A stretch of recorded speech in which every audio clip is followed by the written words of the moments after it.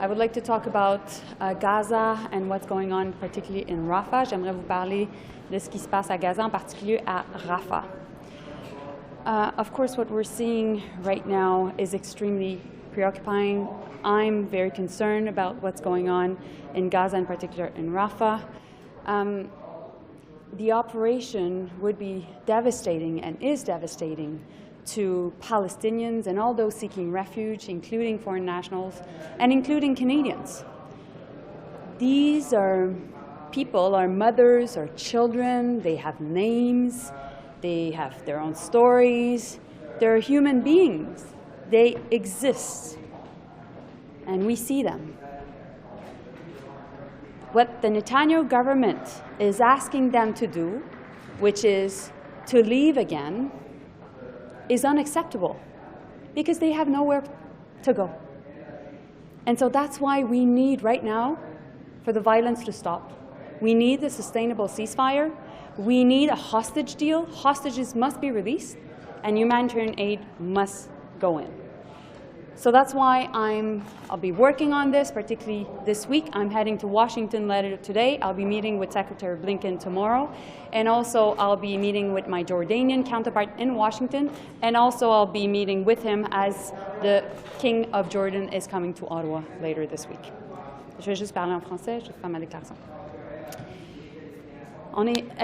Je suis particulièrement préoccupée par ce qui se passe à Rafah. L'opération en cours est extrêmement préoccupante et pourrait être sincèrement dévastatrice pour tous ceux et celles qui cherchent à se réfugier présentement dans la ville.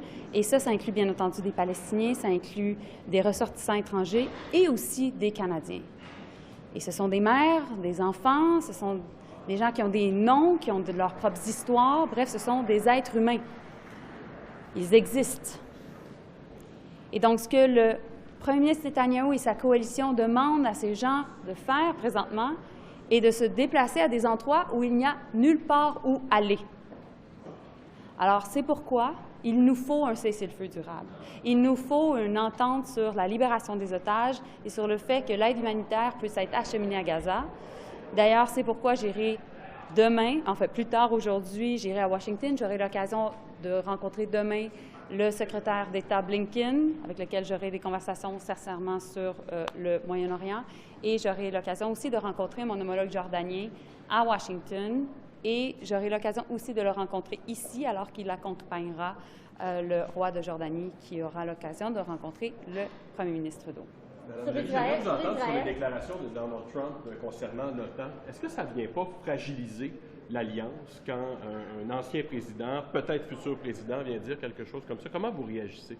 L'Alliance n'a jamais été aussi forte. Pourquoi? Parce qu'on vient de voir l'accession de la Finlande à l'OTAN, mais aussi, sous peu, la Suède.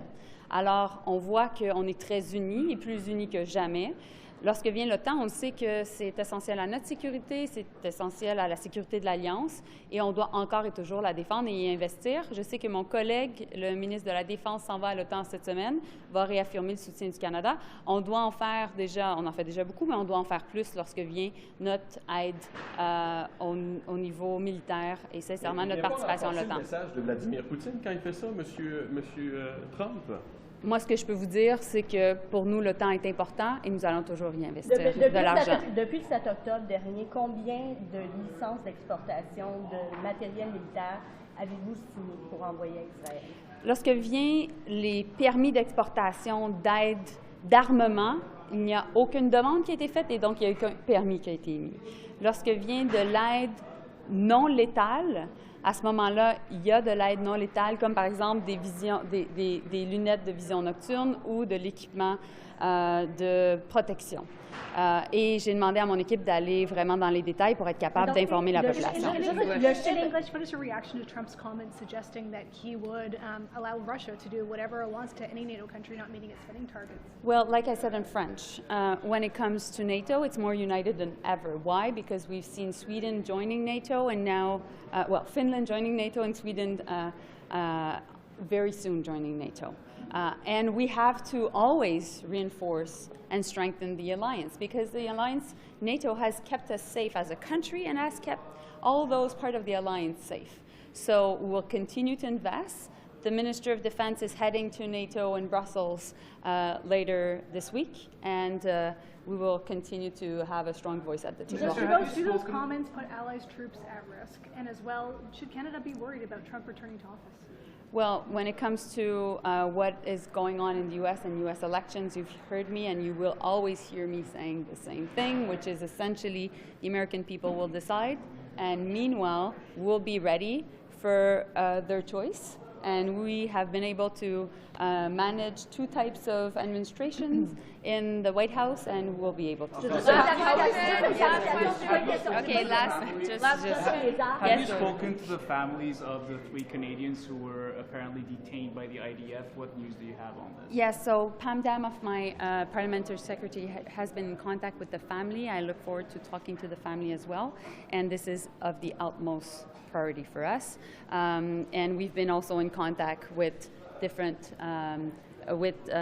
COGAT, which is the Defense Ministry branch of the of Israel, and I've been in contact also with my counterpart. Est-ce que le Canada, que M. Trump revienne au pouvoir pour le Canada? Mais comme je l'ai mentionné déjà, vous savez, la décision va être celle du peuple américain qui ira aux urnes plus tard cette année. Entre-temps, nous, on a toujours été clairs, on a été capable de travailler avec 2 types d'administrations, incluant une administration Trump, et nous allons être prêts. Madame Joly, le 28